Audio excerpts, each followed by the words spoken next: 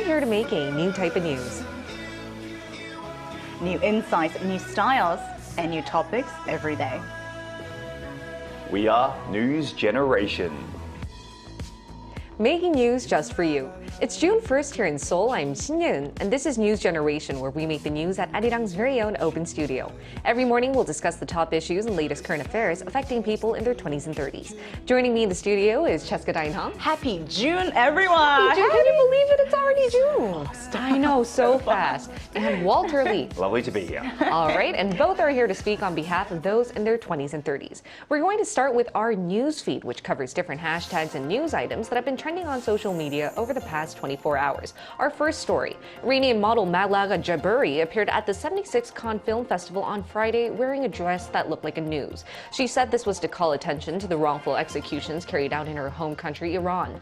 Last week, Amnesty International reported 8 more were killed after being sentenced in connection with nationwide anti-government protests. Moving on, early Wednesday morning, many residents in Seoul woke up alarmed from a large blaring siren. An emergency evacuation notice rang on their phones stating North Korea had launched a miscellaneous item towards the south. It later turned out to be Pyongyang's space launch vehicle. 20 minutes after the emergency message, though, officials from Seoul said they made a mistake and there was no need to evacuate. The third story, recently a nurse working at a hospital in the Seoul metro area received an award for saving a fellow passenger on the subway. Back in February, this nurse was heading home on the subway. On the same train, a man had fainted and had a spasm.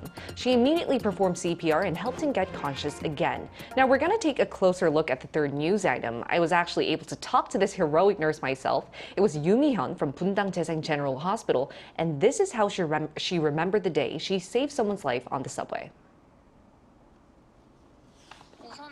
I heard a thud and saw a man had fainted. Without thinking twice, I immediately went up to him and performed CPR. It was my knee-jerk reaction, probably because I did it so many times before at the hospital.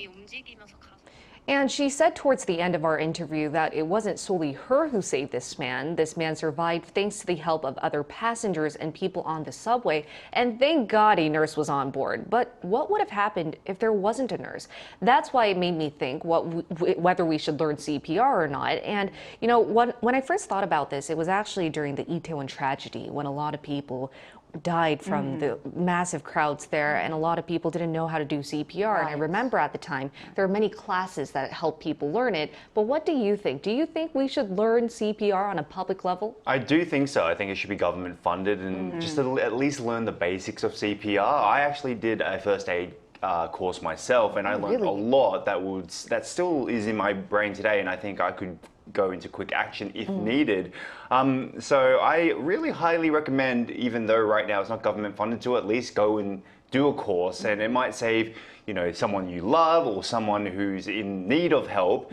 At the moment, the ratio for CPR is 30 pumps to 2 breaths, but always check that on a yearly basis because sometimes it changes. Yeah, and there are online courses if you are curious to find out, and nowadays with YouTube and a lot of different services out there, you could easily find out yourself. What about you, Cheska? I absolutely agree with Walter, and I have personal testimonials because my younger sister, she works in the health profession, and she labors on about the importance of knowing the first aid survival kits, like learning how to do CPR, Heimlich, and you know, many basic things that can survive people's lives. And I have a personal family story where a Heimlich could have saved a person's life. And I also want to point out that in this case, I really admire the nurse who saved the passenger on the subway, because in Korea, what I've known is that in the US and Australia, we have the Good Samaritan law. So even if when you perform a CPR and it might go astray, you're never penalized for trying to save the person.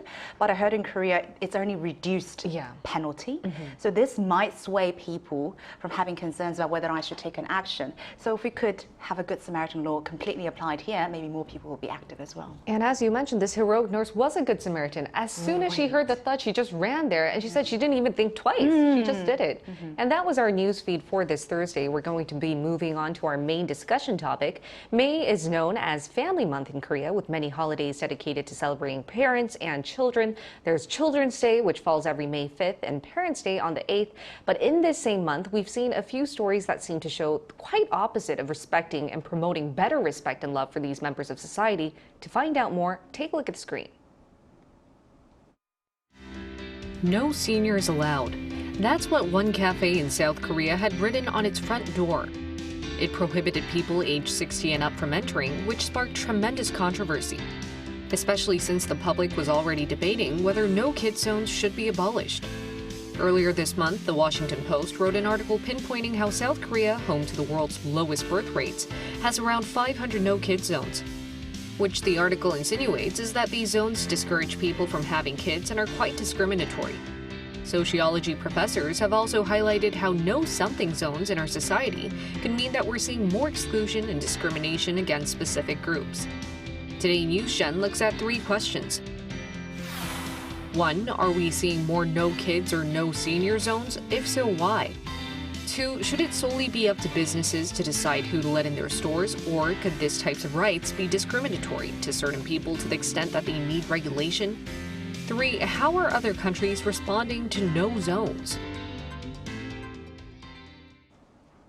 A few weeks back, we saw a Washington Post article on how South Korea's no-kid zones may be contributing to the country's low fertility rates. Then recently, we saw heated online discussions regarding a so-called no-senior zone. So, Cheska, why don't you first walk us through what this, discussion was about and what these no-senior zones are?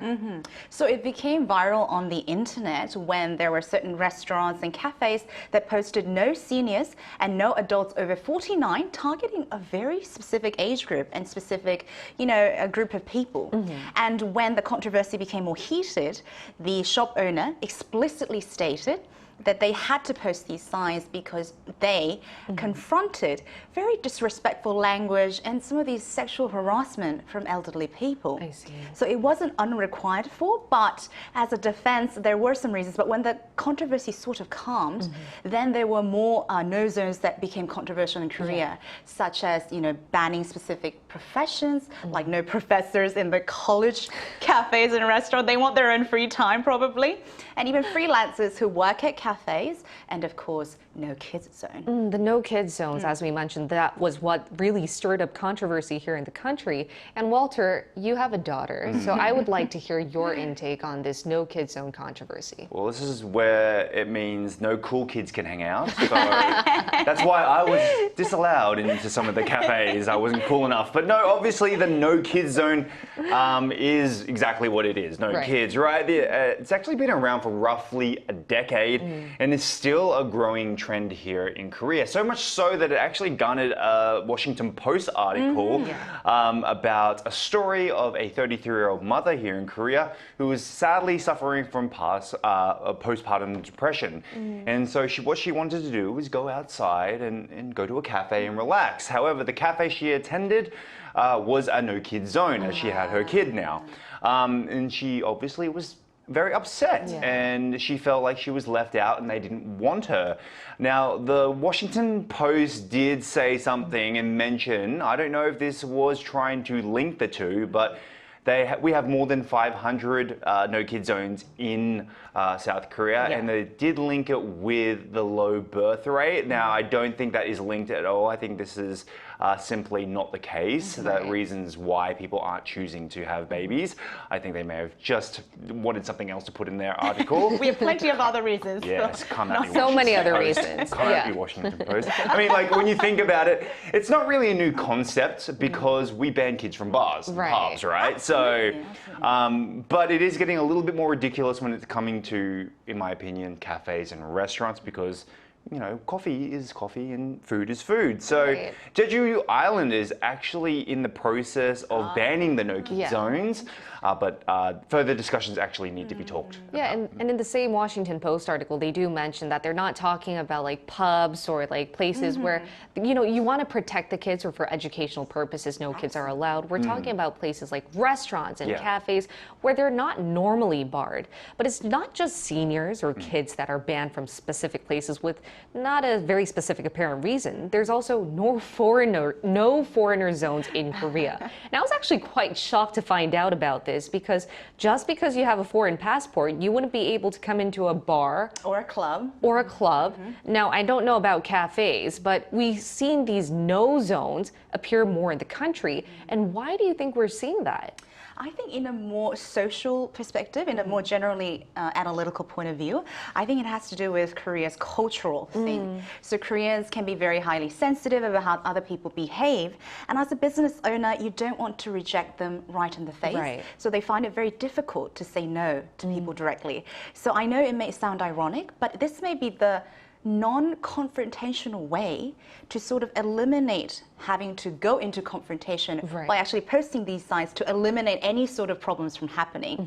And this comes from the fact that we need to bear in mind this isn't just a one-sided issue. There have been incidents where the consumers have acted out or provided the actual causality, doing messy behaviors or very rude remarks, for people to actually say, you know what, we don't want to deal with this anymore.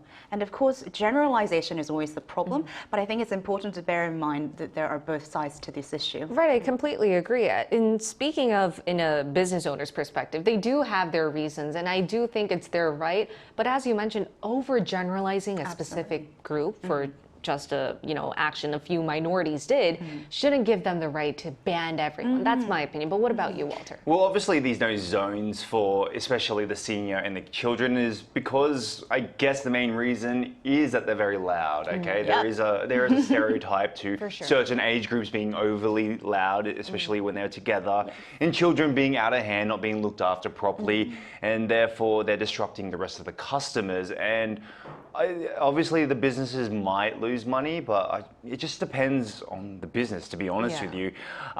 For like what the Washington Post didn't mention, another dig at the Washington Post, sorry, is that it's actually really also going at it today. they're not going to hire me, so it's fine.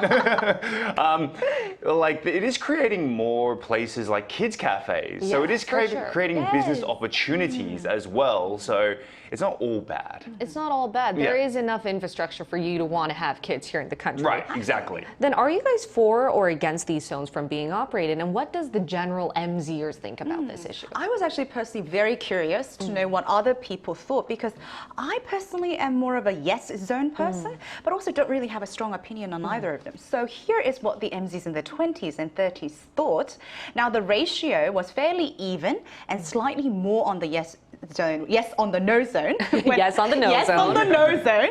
When asked the question about what their thought was, and the 41% of the no's represent those who thought having these selected zones can be another form of discrimination against certain groups, whether it be seniors or kids, and more than half of the MZs thought this way. Now the article also pointed out that the young people who agreed to having these selective zones reflect the sentiment of our generation, that we're not going to tolerate any of these behaviors anymore, and we would like to have our peace and quiet because we find it is our right to have so. For sure, all very sound arguments right there. What about you, Walter? Well, I get it. Like, I get annoyed too when children are out of control. I get annoyed by other people's children as well. And your child too, I have right? a child, so I get it. But like, isn't our society supposed to be moving away from segregation? I think it's I'm not for it at all. And it can be argued that, anyone of any age,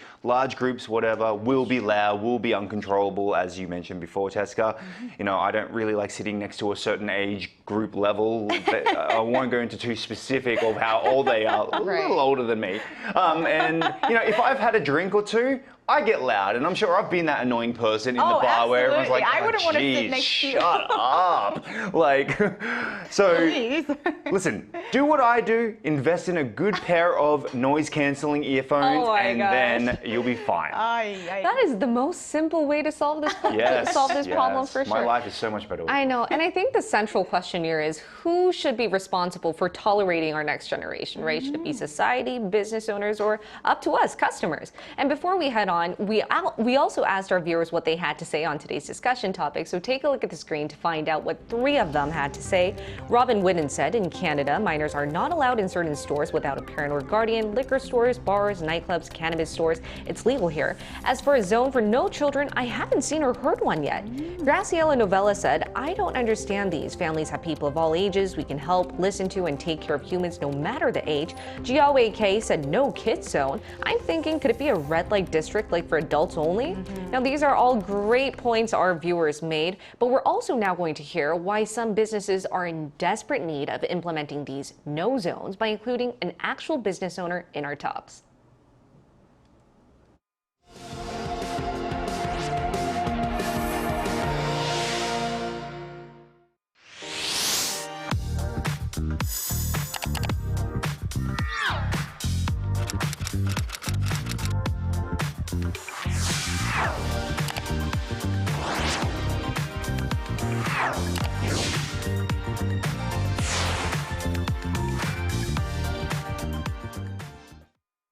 We're going to be including a restaurant owner in the Itaewon district here in Seoul, and this restaurant welcomes everyone. There's no such things as no zones. Even pets are allowed. And it's John Quick, the CEO of the restaurant Sauce. Welcome, John.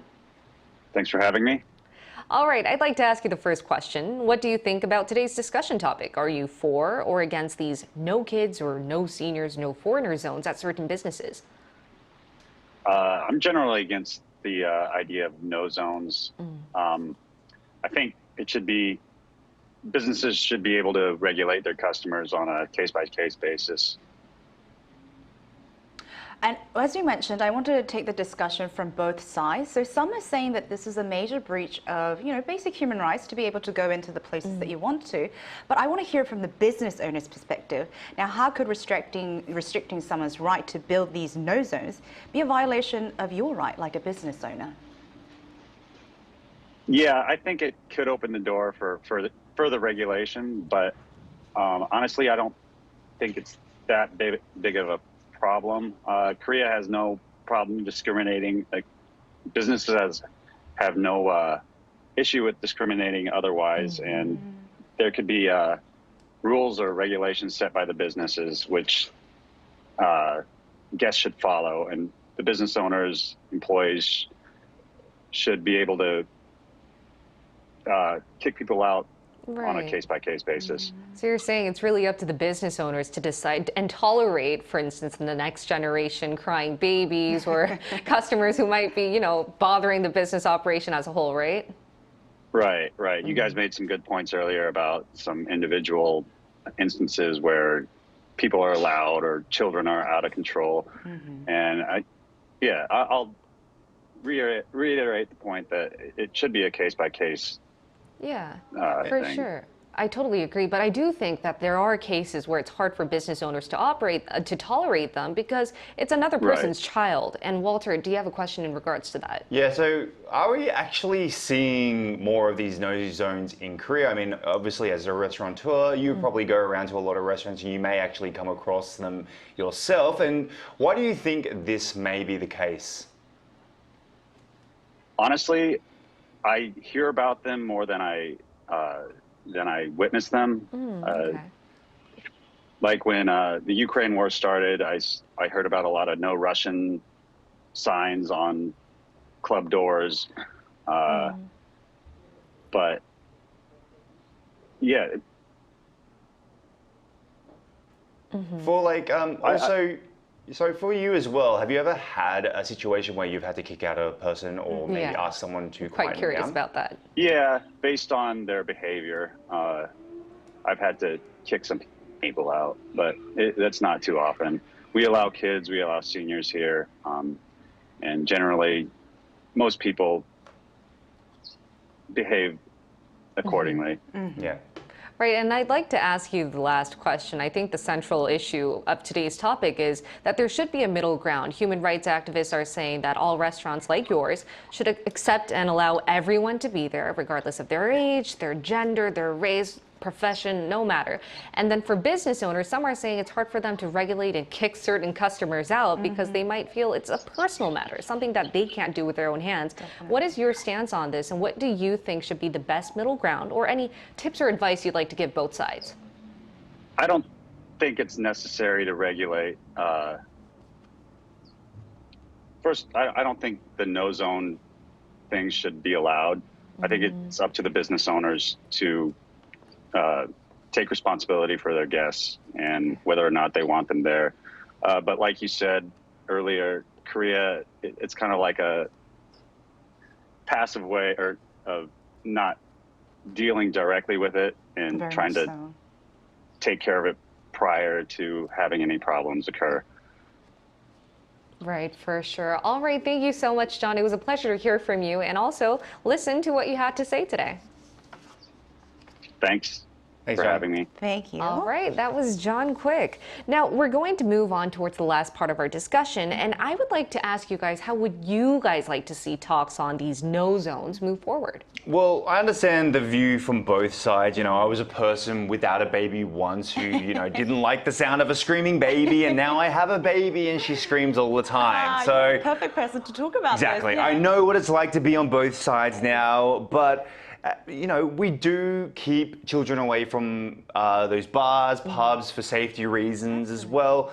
But as I mentioned earlier, I think even now as a parent, we should control our kids in that situation for no kids zones. I mean, I really don't like it when I see a kid running around the restaurant or cafe uncontrollable. So I really will do my best as well to make sure my daughter isn't disrupting other people, because you wouldn't let your best friend, who's like a 25-year-old, 26-year-old, run around into the cafe as well, right? You'd be embarrassed. Yeah. So yeah, for sure. the same should go with your child. I think you and John would make the best combo then. He said as a business owner, he would regulate and see which customer can stay and not, and you will take care of your own child. Yes, exactly. Best I'll go to his restaurant.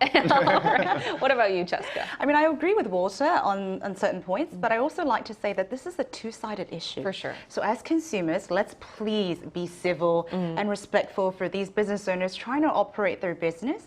And I'm very much a proponent of the yes zone, because I too do not enjoy kids running around, but I also think I've been children once, and I think children should be children. They should have the playground or the places where they can run around, so the parents, like Walter, can actually take a breather. Exactly. And as Walter mentioned, there are more yes kids zones these days too. Not just these no kids zones, we're seeing more places allowing kids just to be kids. And that's all we have for you today, and we'll be here every day from 9:30 to 10 a.m. Korea time, bringing you more topics young people are talking about. Special thanks to Cheska Dine-Hong. The pleasure's all mine. Thank you. Walter Lee. Always lovely to be here. All right, thank you everyone for watching. We'll see you tomorrow. We are News Generation. Yeah.